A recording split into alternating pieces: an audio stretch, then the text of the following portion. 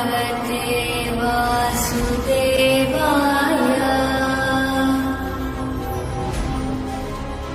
ॐ नमो भगवते वासुदेवाय।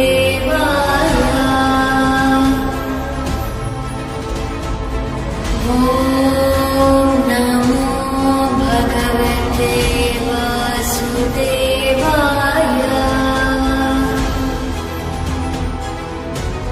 ॐ नमो भगवते वासुदेवाय।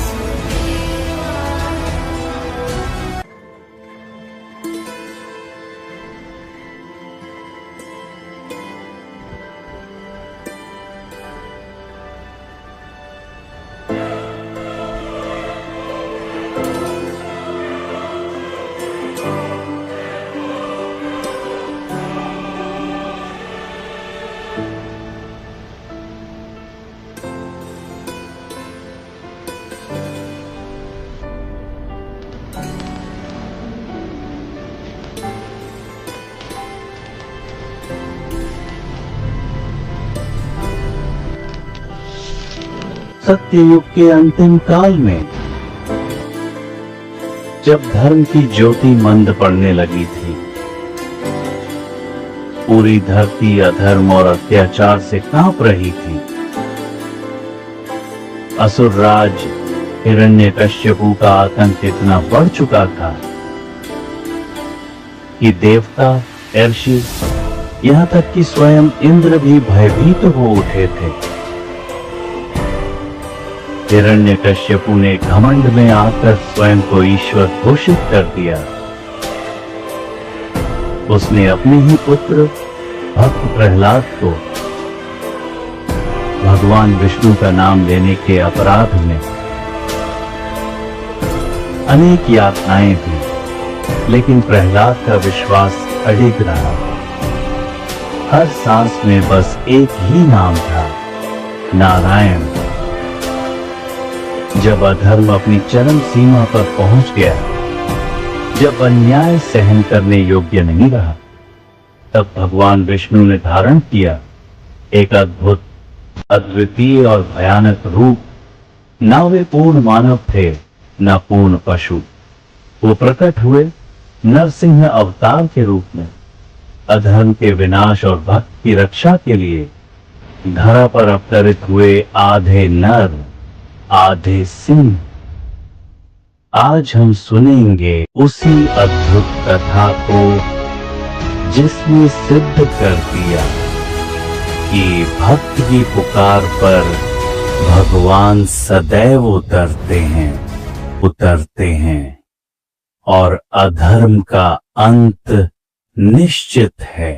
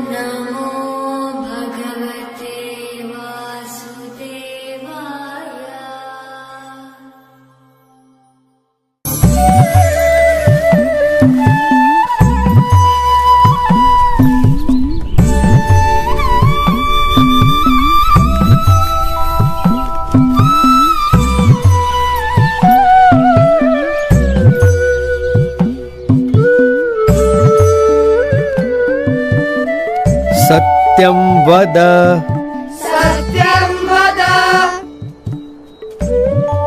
धर्मं चर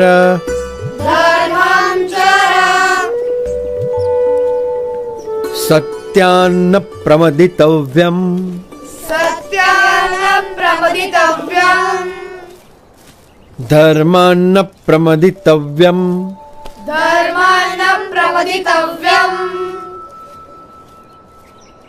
धर्म पालन, अहिंसा, सेवा, यह सब अच्छे मनुष्य जीवन के लक्षण है और इसीलिए इन सब सद्गुणों को अपनाते हुए परोपकारी जीवन जीना चाहिए। उसी में मनुष्य जीवन की सार्थकता है।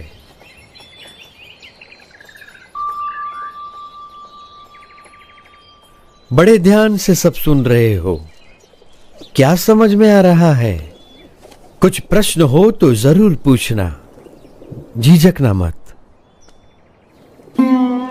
निस्वार्थ सेवा भावना और सदाचार में कोई बुराई नहीं है, पर केवल सत्वगुणी प्रवृत्तियों से ही जिया गया जीवन परम कल्याण के लिए पर्याप्त है। जन्म से लेकर मृत्यु तक यदि केवल इन सब में ही जीवन व्यतीत हो तो स्वयं का कल्याण कैसे होगा?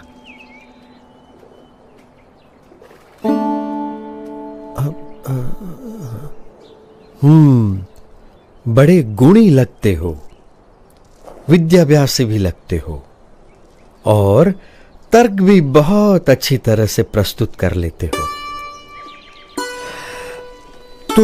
तो आप ही बताओ, आपका क्या विचार है? मनुष्य को कैसा जीवन जीना चाहिए? ऐसा जीवन जो उस उच्चतम विद्या को पाने के लिए जिया गया हो, जिसे जानने के बाद और कुछ भी जानना बाकी न रह जाए। पर ऐसी कौन सी विद्या है? ब्रह्म विद्या, जिससे अपने अहंकार, स्वभाव, अज्ञान, इंद्रियों एवं अंतःकरण की गुलामी, हर प्रकार के दुख, सारे बंधन, जन्म मरण के चक्कर, इन सब से मुक्ति पाकर आत्यंतिक कल्याण प्राप्त होता है। पर केवल स्वयं के कल्याण के लिए जिया गया जीवन स्वार्थ सिद्धि का पर्याय बनकर ही नहीं रह जाएगा। यदि व्यक्ति यथार्थ रूप से आत्यंतिक कल्याण के मार्ग पर चल पड़े तो उसका जीवन अपने आप ही सबके लिए कल्याणकारी बन रहता है, एक यज्ञ के समान बन जाता है। सबकी भलाई का यज्ञ, सबकी सेवा का यज्ञ, सबके कल्याण का यज्ञ। अच्छा, अब पर आप हो कौन? मैं नीलकंठ हूं।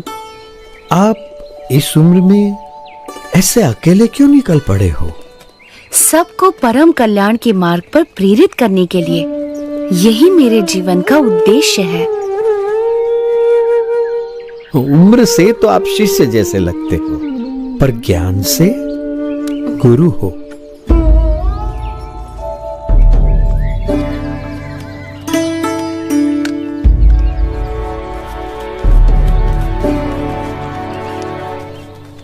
प्रणाम।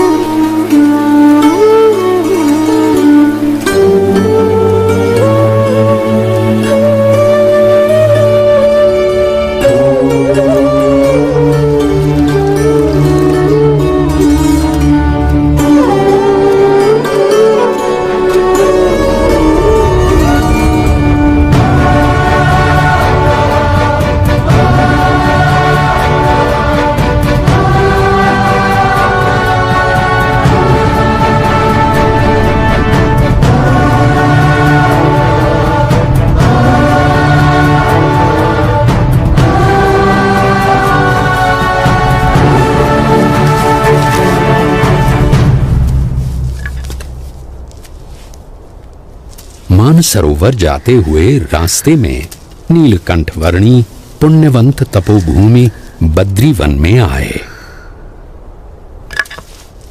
वहां असाधारण तपश्चर्या करने का संकल्प लेकर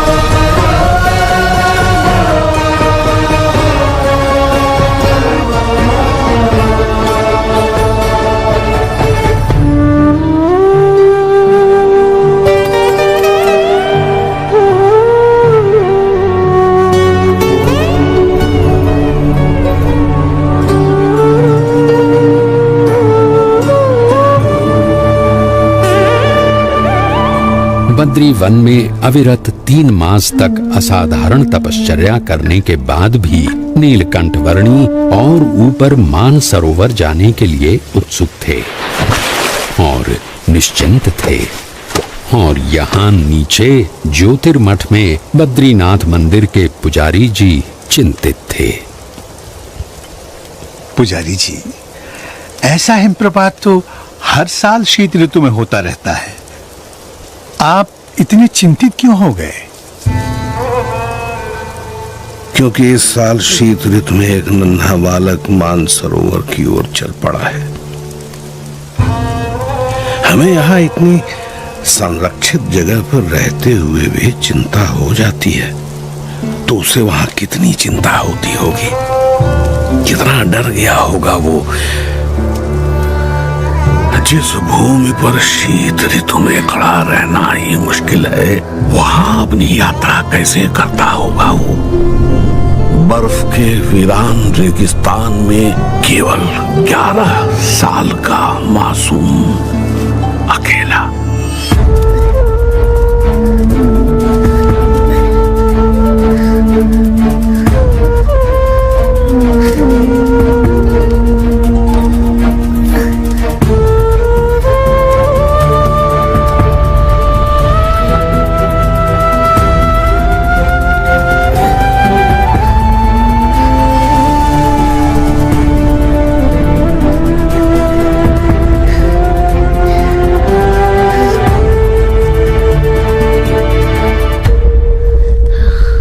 रुके हुए रास्तों से भी मार्ग निकालकर नीलकंठ वर्णी आगे बढ़ रहे थे।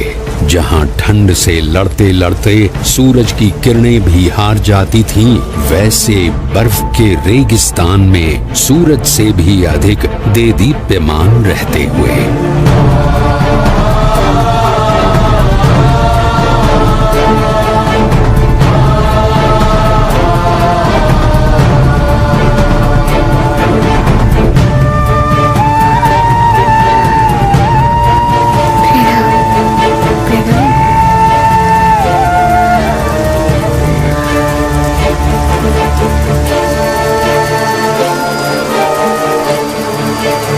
सन 1793 की शीत ऋतु के प्रारंभ में नीलकंठ वर्णी ज्योतिर्मठ से बढ़ चले थे और शीत ऋतु के बढ़ते हुए प्रभाव के साथ उनके चरण और आगे बढ़ रहे थे, भारत के उत्तर में तिब्बत में स्थित मानसरोवर की ओर।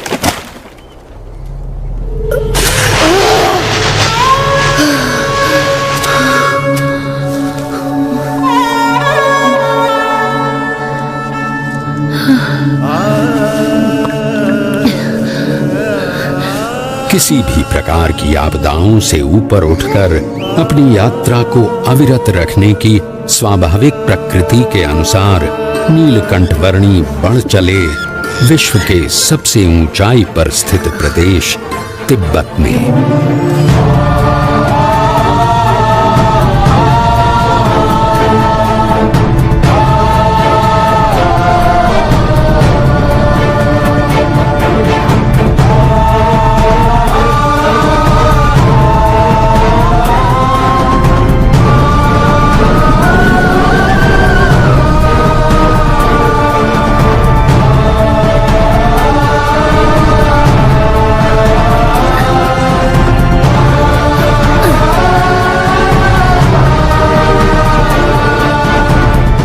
मानो कोई भी विपत्ति ऐसी बनी ही नहीं थी जो नीलकंठ वर्णी के सदा आगे बढ़ रहे चरणों को रोकने में समर्थ हो। चाहे वो सफेद बर्फ से प्रतिबिंबित होकर आंखों को चौंधिया देने वाली सूरज की किरणें हों या साक्षात मृत्यु के समान उमड़ते बवंडर।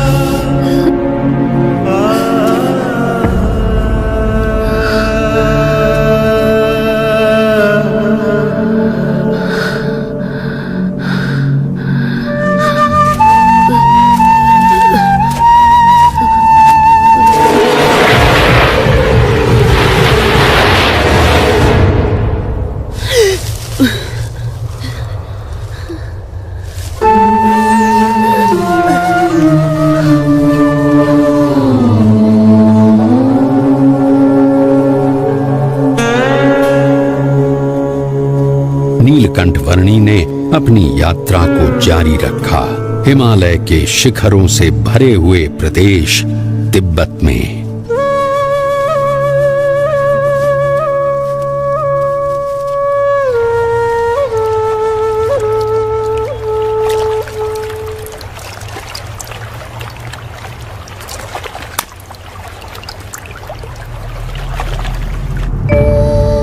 हिमालय के उत्तुंग बर्फीले पर्वतों का विश्व तिब्बत, जिसकी औसतन ऊंचाई 16,000 फीट है और जो विश्व की छत कहलाता है, वहां शीत ऋतु में 0 से नीचे 40 अंश तक के तापमान में नीलकंठ वर्णी अकेले मानसरोवर की ओर बढ़ रहे थे।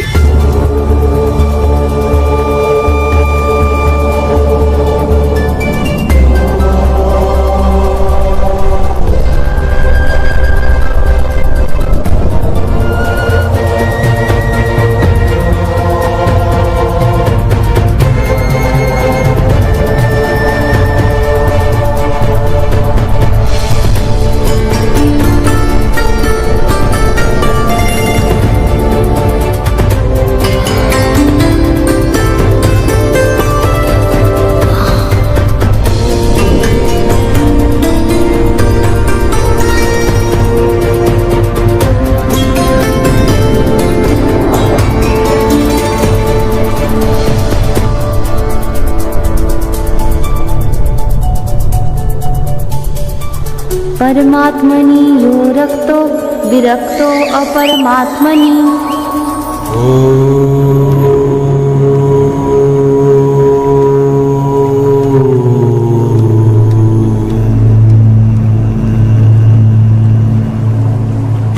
ज्योतिर्मठ से मानसरोवर की यात्रा शुरू करने के लगभग 4 महीनों के समय में नीलकंठ वर्णी आ पहुंचे कैलाश पर्वत के निकट स्थित क्षेत्र में।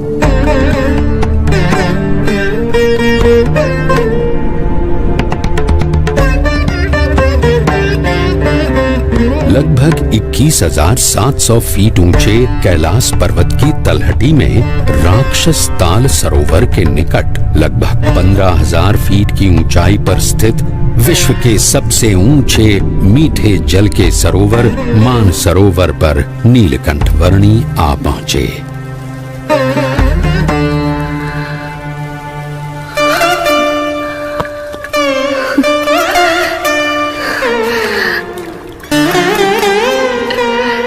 मानस क्षेत्र की प्राण घातक शीत ऋतु में नीलकंठ वर्णी ने संकल्प किया लगभग 320 वर्ग किलोमीटर में फैले हुए मानसरोवर की लगभग 88 किलोमीटर लंबी परिक्रमा करने का।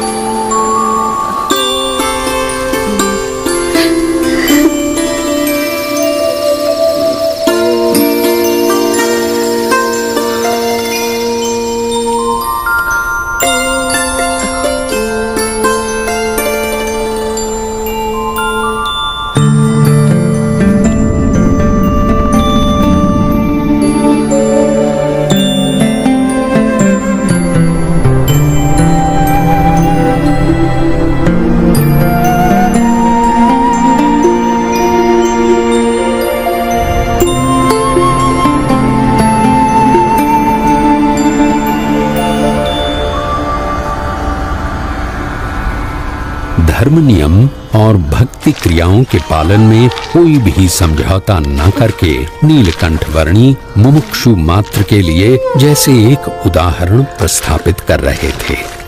जहां शीत ऋतु में पीने के लिए भी पानी की व्यवस्था उपलब्ध नहीं थी, वहां भी स्नानादिक नित्य नियमों का पालन करते हुए भक्ति पूर्वक नित्य पूजा के नियम को भी दृढ़ रखते हुए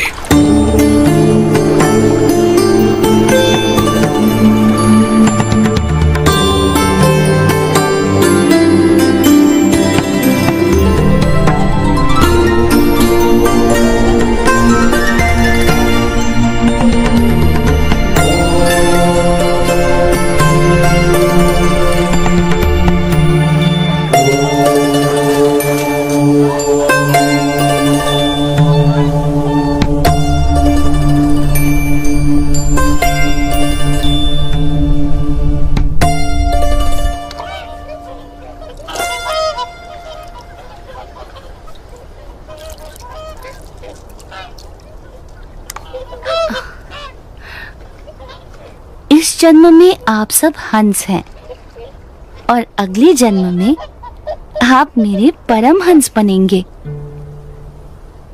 इस जगत में साधुत्व के जो परम विशिष्ट आदर्शों का सृजन होगा, उसका आप सब हिस्सा बनोगे। पश्चिम दिशा में मुमुक्षु मेरी प्रतीक्षा में है। भविष्य में वहां मेरा कार्य क्षेत्र होगा। समय आने पर आप सबको वहां मनुष्य जन्म मिलेगा। मैं वहीं आपको मिलूंगा।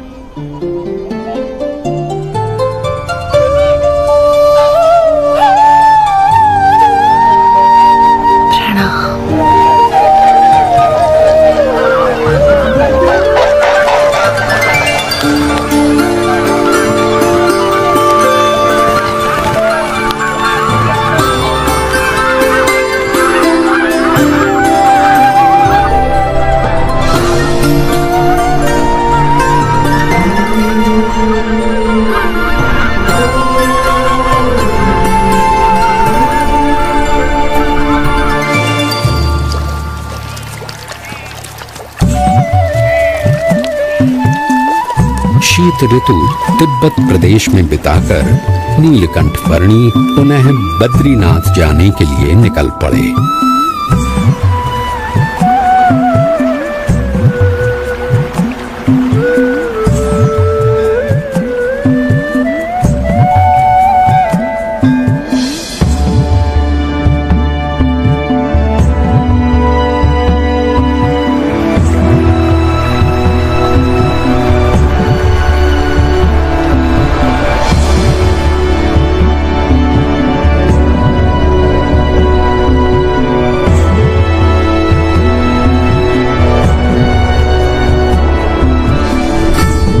अलकनंदा नदी के किनारे स्थित बद्रीनाथ में नीलकंठ वर्णी पुनः आ पहुंचे।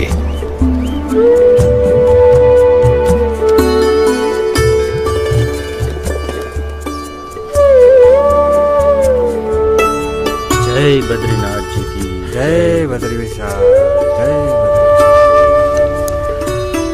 ओ पुजारी जी आ गए।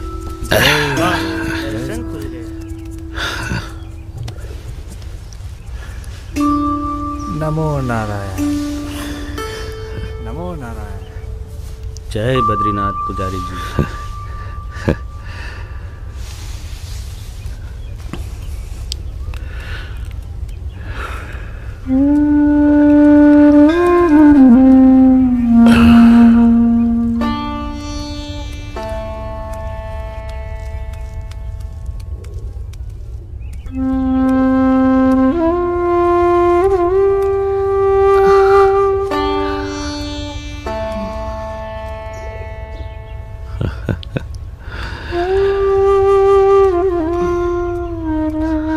नीलकंठ वर्णी, आप नीलकंठ वर्णी हो? जी पुजारी जी। अरे प्रभु, जब भी आपको याद करता था तब चिंता होती थी कि आप किस हाल में होंगे, जीवित भी होंगे या नहीं। जाते समय मैंने आपको कहा था ना कि मैं आपसे फिर मिलूंगा, सो आ गया। परंतु आपका शरीर?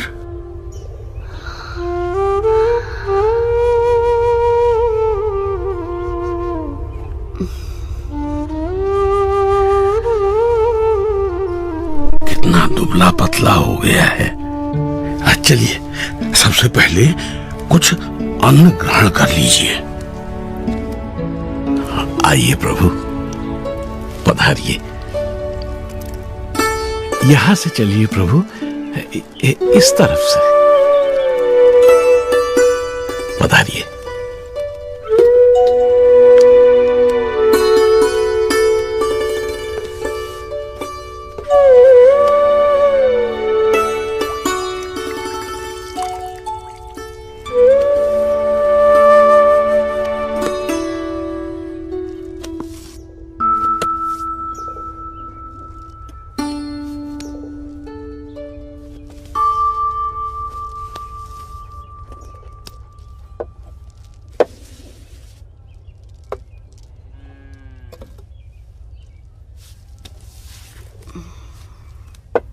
मानसरोवर जाने से पहले अंतिम भोजन आपके वहां ज्योतिर्मठ में किया था और वहां से लौटकर प्रथम भोजन भी आप ही के यहाँ कर रहा हूं। अकल्पनीय। वहां ऊपर 6 महीने तक आप क्या खाकर जीवित रहे? वायु।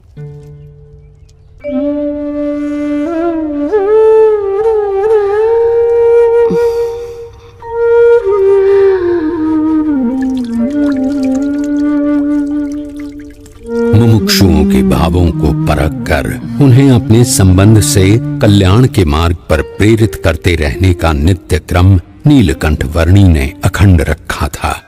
उनके साथ उनकी जगहों पर उनके ही जैसे बनकर रहते हुए। इस दुर्लभ मनुष्य जीवन का उपयोग परम कल्याण के लिए होना चाहिए, नाशवंत भौतिक सुखों के लिए नहीं। और कभी प्रत्यक्ष रूप से साथ रहने का योग न रहे तो अपनी स्मृतियों और वचनों के सहारे कल्याण के मार्ग पर चलते रहने का सुयोग करवाते हुए।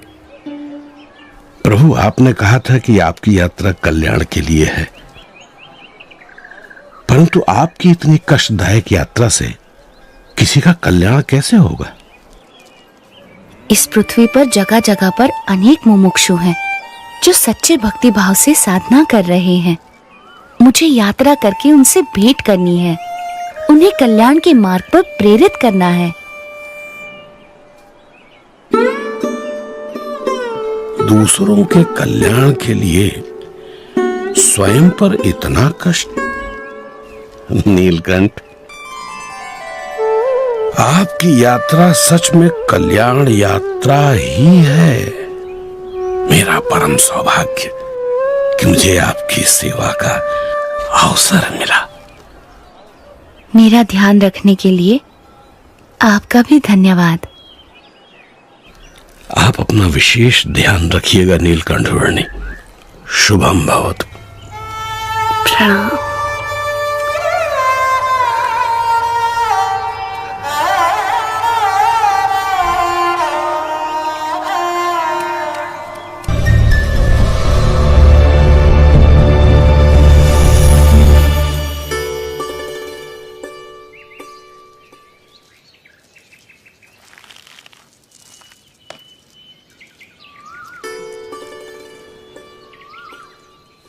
प्रणाम प्रभु। बड़ी दिव्य और असाधारण प्रतिभा है आपकी।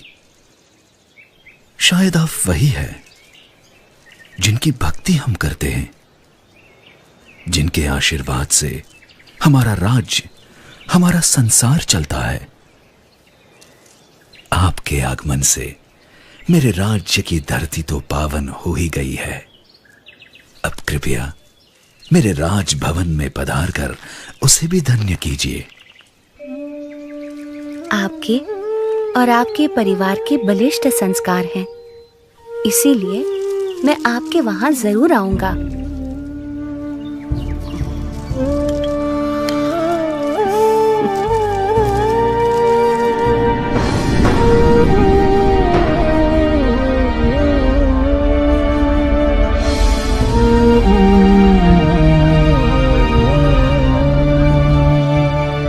नीलकंठ वर्णी वंशीपुर गांव आ पहुंचे।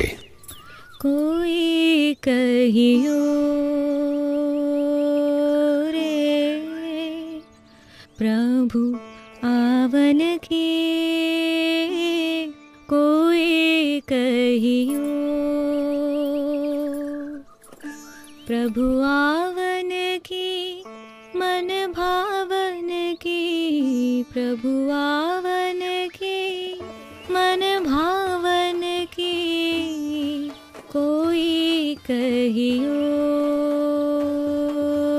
रे प्रभु आवन की, कोई कहियो।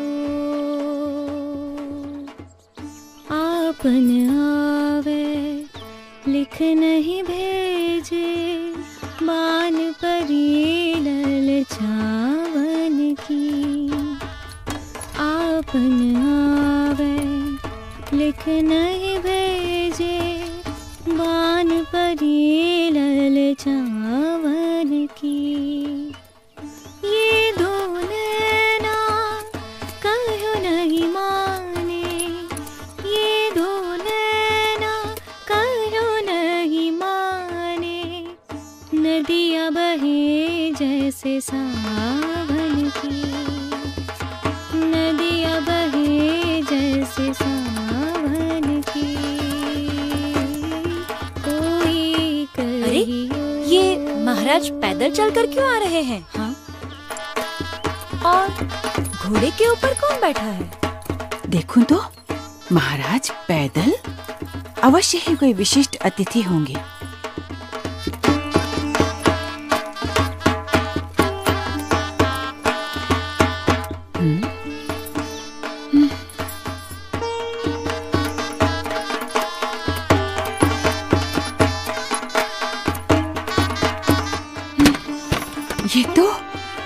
तो सच में कोई दिव्य व्यक्ति हैं। सब सब चलो, उनके स्वागत की तैयारी करो। जी महारानी जी।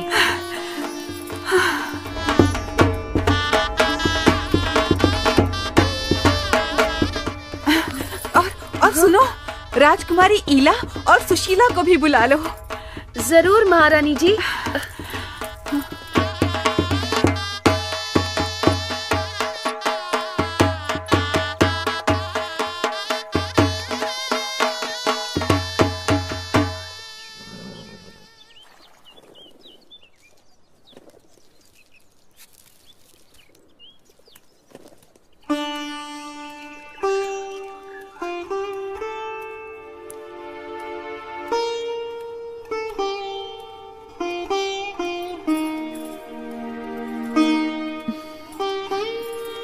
प्रणाम।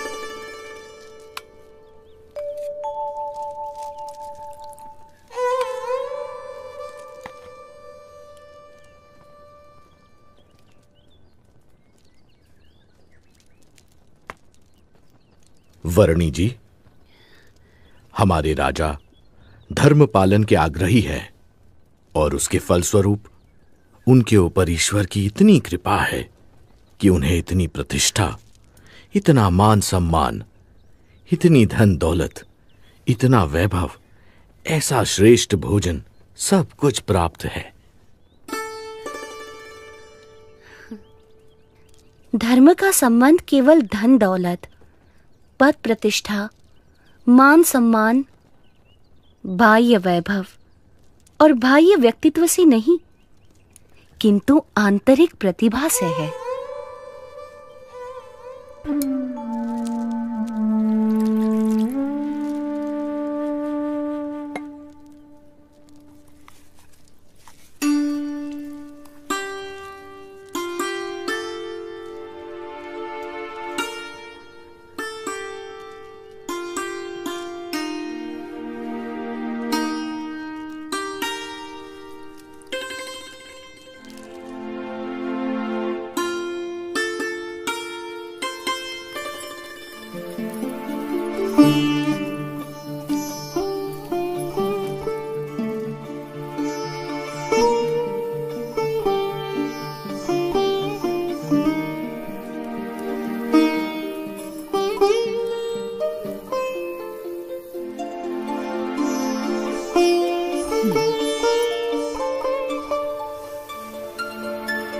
प्रभु, हमारा कोई पुत्र नहीं है। उस बात से मैं चिंतित रहती थी, पर अब आपके आने से मेरे पुत्र की कमी पूरी हो गई।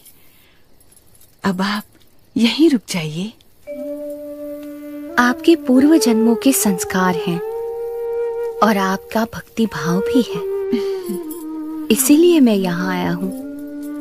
और आपकी तरह और कई मुमुक्षुओं को भी मुझे मिलना है।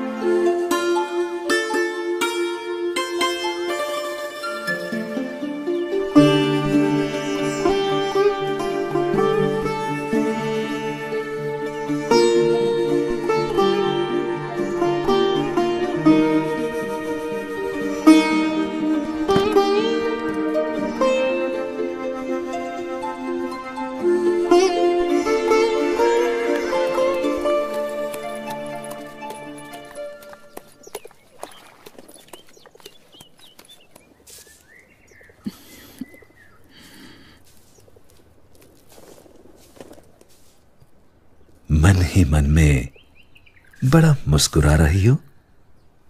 क्या सोच रही हो? सोच रही हूँ नीलकंठ वर्णी कितने महान व्यक्ति हैं, सरल जीवन और उच्च विचार। और हमारी ईला और सुशीला भी कितने भक्तिभाव से उनकी सेवा में जुड़ गई हैं।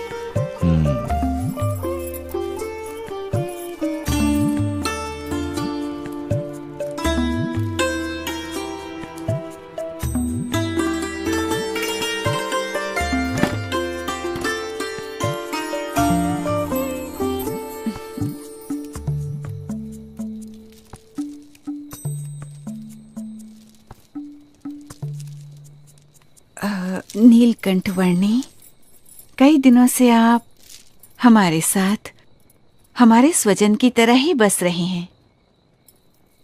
और केवल हम ही नहीं, पर यहाँ छोटा बड़ा हर कोई आपको अपना स्वजन समझने लगा है। सभी को आपसे लगाव हो गया है। इतने दिनों से आपका जीवन निकट से देखकर हमें प्रतीति है कि आप कोई असाधारण दैवी तत्व हैं, साक्षात परमात्मा हैं। ये सब देखकर मेरे मन में एक विचार आ रहा है कि यदि आप हमेशा के लिए हमारे स्वजन बनकर रह जाएं, तो कितना अच्छा होगा। यदि समझ में आए तो मैं तो हमेशा के लिए सबका स्वजन हूँ, एक सच्चे स्वजन की तरह हमेशा सबके साथ ही रहता हूँ। अब हमारी अपेक्षा है कि हम ये सब कुछ त्याग कर आपके चरणों में न्यौछावर करके मोक्ष के काम में ध्यान दें। और हमारी सारी धन दौलत, हमारी सारी संपत्ति, हमारा राज्य और ईला और सुशीला को भी आपको सौंप दें। हमारी पुत्रियों से ब्याह करके हमारा सब कुछ स्वीकार कर लीजिए नीलकंठ।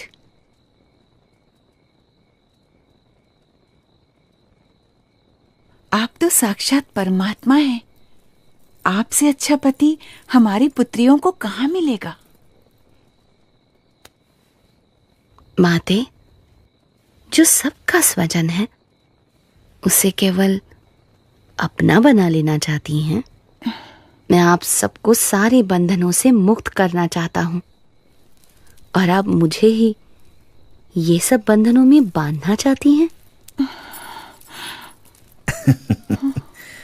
बेटा, अभी जवानी फूटी नहीं है, इसलिए ऐसी बातें कर रहे हो। पर जब जवान हो जाओगे तब स्त्री सुख के बिना रह नहीं पाओगे। जब स्त्री सुख के लिए तड़पोगे तब एहसास होगा कि ऐसी सुंदर कन्याओं और ऐसे राज्य का प्रस्ताव ठुकरा करके तुमने बहुत बड़ी भूल कर दी। पर तब यह मौका निकल चुका होगा। क्षमा कीजिएगा, पर आप मोह में अंध होकर मुझे जानते हुए भी मेरा असली स्वरूप भूल रहे हैं।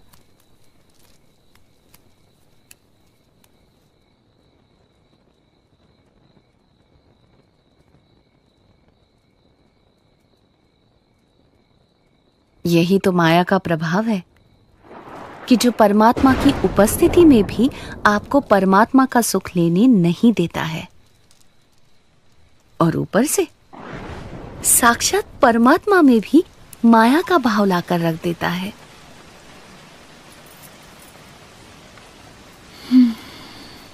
माँ, पिताजी, ये नीलकंठ वर्णी तो निर्लेप है, निर्विकारी है। ये सब मोह माया से परम सुख के दाता स्वयं परमात्मा हैं।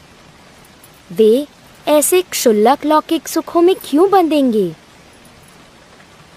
हाँ माँ, मोह से मुक्त होकर और हमारी चिंता छोड़कर नीलकंठ वर्णी की महिमा को अंतर में दृढ़ रखो। हाँ बेटा।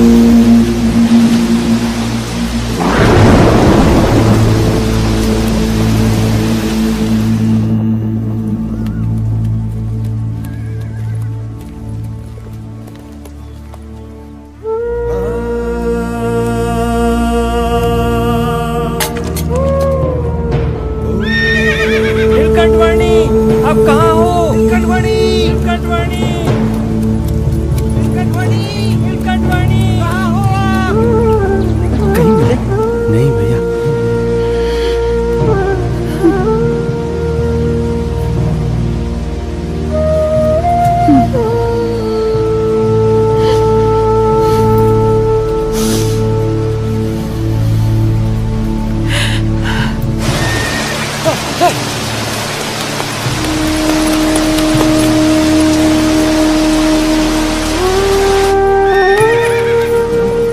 क्या हुआ?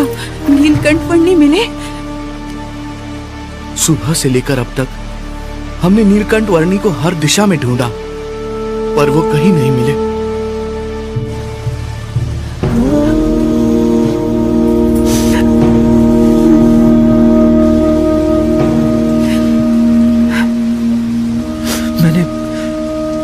मैंने दूर दूर तक ढूंढा, पर नीलकंठ वर्णी नहीं मिले।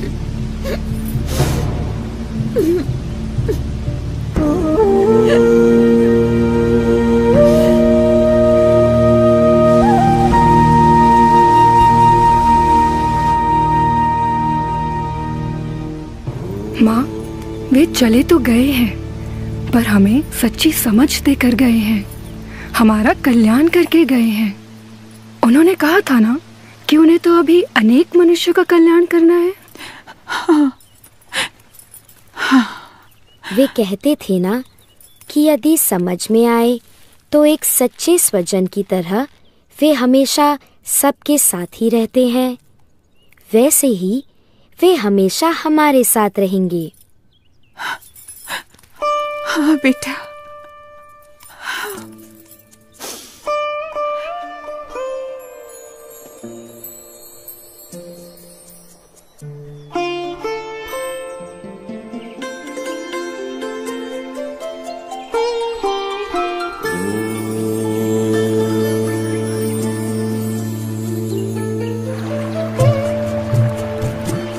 हर एक को हर बंधन से मुक्त करके परम कल्याण के मार्ग पर प्रेरित करने के लिए जिनकी ये कल्याण यात्रा थी, वो नीलकंठ वर्णी किसी भी प्रकार के मायिक बंधनों में बंधकर कैसे रह सकते थे।